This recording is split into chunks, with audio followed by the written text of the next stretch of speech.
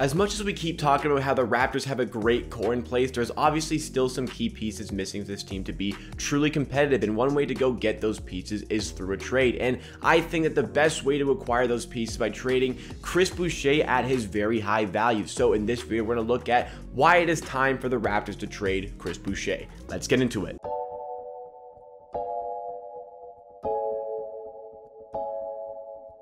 Welcome NBA and Raptors fans to Amateur Hour Sports. This is the channel where you get NBA content with a focus on the Toronto Raptors at least 4 days a week. That is Monday, Wednesday, Friday, and Saturday. This is your Monday episode where we are talking about Chris Boucher, why it is time to trade him, and a possible mock trade that the Raptors should consider. So if you like what you see from today's video, you want more of myself talking about the NBA and the Raptors and videos and content just like this, make sure to hit that subscribe button down below to show your support to the channel on a road to 5,000 subscribers. You can help us get there by hitting that subscribe button down below. Also, once we hit 5,000 subs, I will shave my head again to celebrate. You can help us get there. You can help us see it. But let's get down to business. We're talking about Chris Boucher getting traded. And I'm sure there's a lot of people who are going to be coming in here, coming to the video thinking, what the hell is he talking about trading Chris Boucher? He's making $7 million this season. The Raptors have the option to pick up that contract. They obviously will pick up that contract because it is a very team-friendly contract. So why would we want to trade him on the back of his best season, yet something that he can certainly build off of for the next season and get even better? Well,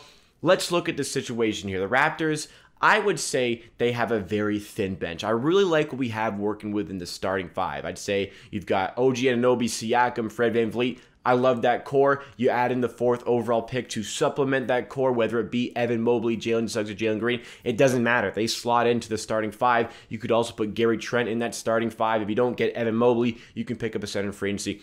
I'm liking what we're dealing with in the starting five. But when you get to the bench, you got Chris Boucher, and that's pretty much it. There's really not a lot to offer on the bench if Gary Trent is going to be starting. Obviously, we have some decent players, but scoring-wise, point-wise, there isn't a lot, and I think we really need to fill out the bench a little bit more, and the best way I think to do that would be to trade Chris Boucher. Now, I'm going to say right away, I love Chris Boucher, and I think that this contract is a great thing to have on our team, but considering the fact that we are entering a free agency season right now where we don't have huge flexibility for money, we got to bring back Gary Trent, we might bring back Kyle Lowry, we might go after somebody else in free agency like a Rashawn Holmes potentially, like I talked about in a previous video, but we only have about $18 to $22 million to spend in this free agent class, which means we're going to be pretty tight for money in a year's time when that Chris Boucher contract expires. Now, instead of having to pay up there and instead of having to go through the headache of bringing him back, I think that the best case for the Raptors is to capitalize on this very high trade value that he currently possesses. Again,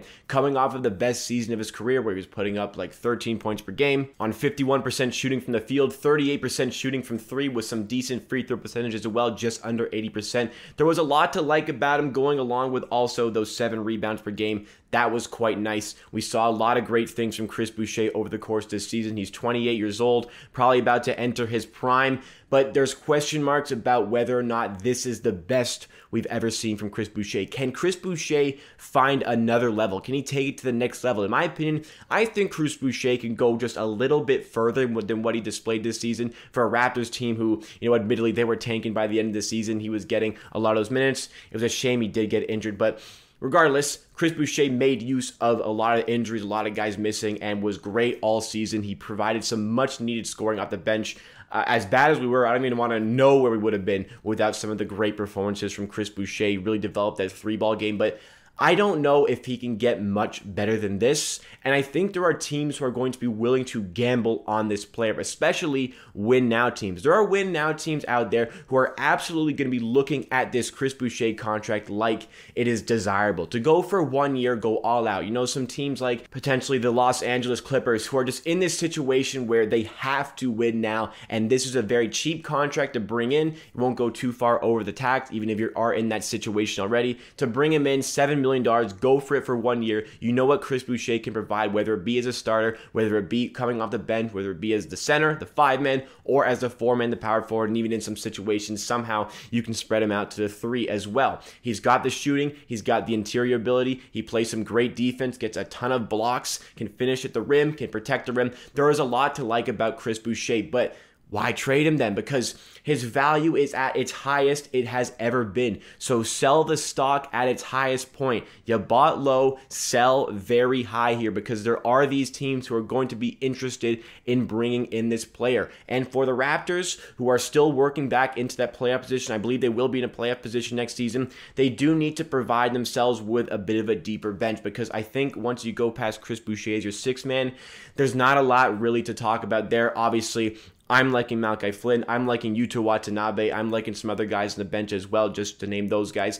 But I don't think there's enough true scoring. So I think that you could bring in some other guys to fill out the bench. I don't think you're going to get true scores for Chris Boucher, but just having more guys for your rotation would make sense for this Raptors team. And again, cashing in on Chris Boucher's really good value, you can bring in some young players. So let's get to the trading question that I was alluding to. I think that a team was in this win now situation who could really use him. I was talking about the Clippers before, but I don't see a trade happening there. Where I do see a trade happening is with the Brooklyn Nets. They have kind of moderately expressed some interest in the last month, but Chris Boucher would be a great player to fit in with the Brooklyn Nets. Right now, they are pretty restrained for the amount of cap that they have. There's a lot of guys on expiring contracts, one of those being Blake Griffin, who they brought in after he got bought out by the Detroit Pistons this season. Now, Blake Griffin had a pretty good season, but there are certain things about his game that do restrict him at this point in his career. And now Blake Griffin certainly surprised me with how well he did play for Brooklyn, but I feel like they are going to be a little bit hesitant to bring him back, depending as well on how much money he is going to ask for. So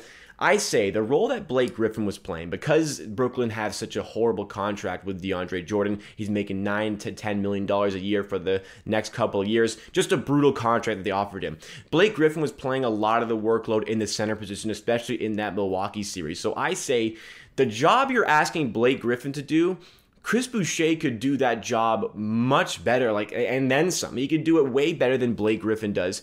Chris Boucher fits into that Brooklyn Nets system as well. Now, a lot of you are going to be hesitant to trade with Brooklyn, trading to an Eastern Conference team, but Brooklyn have some enticing pieces that would come back our way. And I think that this trade makes sense. You send Chris Boucher to the Brooklyn Nets. The Raptors bring in Nick Claxton, a very young, talented center. Nick Claxton showcased to be a pretty good defender here, and with a lot of signs that he is developing. And you can also bring in a nice bench guy like Bruce Brown, as well as either 1 or 2 second-round picks. I have one here. I feel like the Raptors could get another second-round pick here just because of the great season that Boucher had. However, that injury near the end of the season, maybe it would be 1 pick, but I wouldn't settle for less than that. I think that the Raptors could seriously get a good quality backup center here. Obviously, this season, the Raptors were lacking big time in the center department, having to rely on guys like Aaron Baines and Alex Len, and eventually turned into Kem Birch and Freddie Gillespie. Now, Freddie Gillespie is a great guy to have on the bench as like maybe your 10th or 11th man, but we do need to have that sure shot 1 and 2 punch in the center position. I think Claxton certainly provides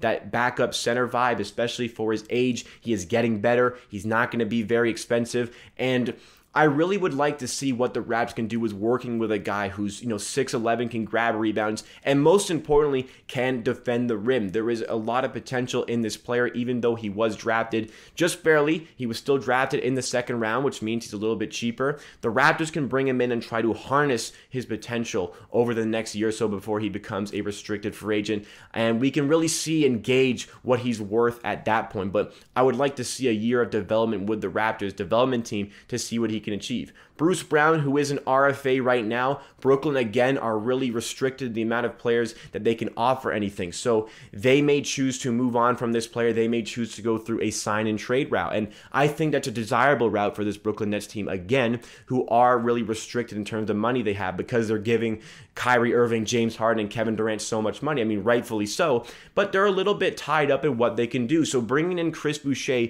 who can provide a great role for them, the 4th guy on offense on their team, can play as the power forward, can play as the center. He can get rebounds, and he can spread the floor and clear the paint for 2 MVPs plus a superstar in Kyrie Irving. 3 superstars in the team get out of their way. Chris Boucher can do that. He can go on the outside and hit his threes. And on defense, he protects the rim and he can get those shot blocks. So for Brooklyn, I think that this would be a big upgrade for them on Blake Griffin. I think it would make sense for them. And I think that they're in this win now mentality. This is a win now player. The Raptors cash in high on Chris Boucher's value.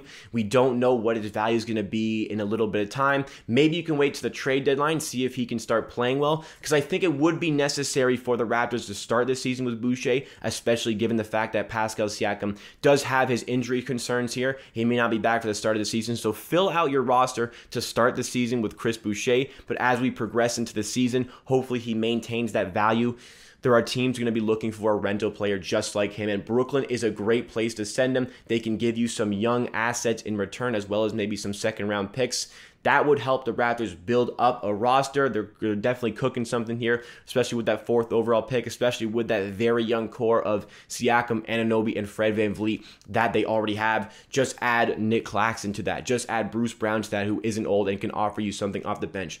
Obviously, they don't solve our scoring woes on the bench, but I think they would provide great roles in a 9-man, 10-man rotation for this Toronto Raptors team. And Nick Claxton is a guy I definitely am intrigued with the Raptors development team working with to build up as that interior defender, that rim protector, something we have been missing. Maybe we go out and sign Khem Birch. Maybe we sign somebody else like Rashawn Holmes and Nerlens Wells to play as our starting center. And I think that Nick Claxton is a great backup to bring in, to be able to do a job, to bring in that energy to the team. This is a promising sign. This is a good trade in my opinion. But the bottom line for me about this situation is that Chris Boucher is at his peak value. Can he go a little bit higher? I'm not so sure. The Raptors should be exploring trades for this player to fill out the roster a little bit more. Masai Ujiri loves building up these deep rosters built for a long regular season. So this trade kind of makes sense for all parties. Brooklyn will benefit, the Raptors will benefit, and because Brooklyn will benefit, they will feel free to give us some of their assets that maybe they aren't interested in paying.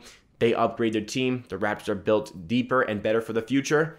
Everybody walks away happy. So what do you guys make of the Toronto Raptors trading away Chris Boucher? Do you think that it makes sense? Do you think that this specific trade makes sense? I want to hear all of your thoughts and opinions in the comments down below, because that wraps up for me for today. Thank you so much for watching this video. If you are still here, be sure to hit that like button. If you did enjoy the video at any point, really goes a long way to helping the channel with that YouTube algorithm. Also shows me that you made it to the end of the video. Also check out our Twitch, twitch.tv/amateursports. We watch along NBA playoff games. We're doing NBA finals if we progress all the way down to game 5, 6, and 7. We'll be doing those. Also, we have video game content, other basketball content planned for the entire off season. Subscribe to the YouTube channel. Again, on a road to 5,000 subscribers. You can help us get there by subscribing. Check out a couple other videos by the channel that you may enjoy. And always remember, at the end of the day, I believe what I say, and if you disagree, that is completely okay. Enjoy the grind, and I'll see you again next time for another video.